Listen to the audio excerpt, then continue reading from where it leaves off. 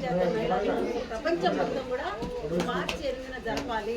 అది హక్కులు, మహిళల హక్కులని ఆ సందర్భంగా వాళ్ళకి హక్కులు కల్పించాలని కూడా ప్రపంచ బ్యాంకు, ప్రపంచ ఐక్యరాజ్య సమితి మనం సాధించుకున్న హక్కు అది.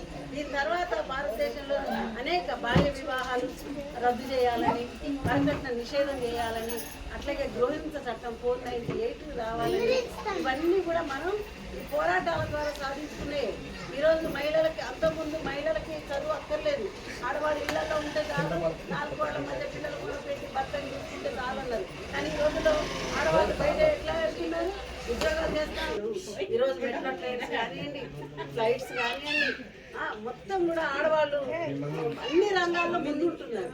కాబట్టి ఆడవాళ్ళు ఏదైతే ముందు అన్ని రంగాల్లో వాళ్ళ తెలివితేటల్ని, వాళ్ళ నైపుణ్యాన్ని, వాళ్ళ తెలివితేటల్ని నిరూపించుకుంటున్నారు. కాబట్టి ఆడవాళ్ళకి అన్ని రంగాల అవకాశాలు ఉండాలి అనేది మనం మహిళా సంఘంగా డిమాండ్ చేస్తా ఉన్నాం. కూడా కల్పించాలని. అట్లాగే ఈరోజు చూస్తూ ఉంటే పిల్లలు చదువుకున్నా కూడా చదువుకున్న పిల్లలకు ఉద్యోగాలు కల్పించట్లేదు.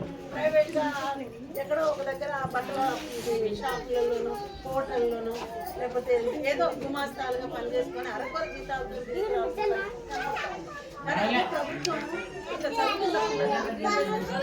ఉద్యోగం చేయాలి కానీ మొత్తం అన్ని ప్రైవేట్ రంగానికి ప్రభుత్వ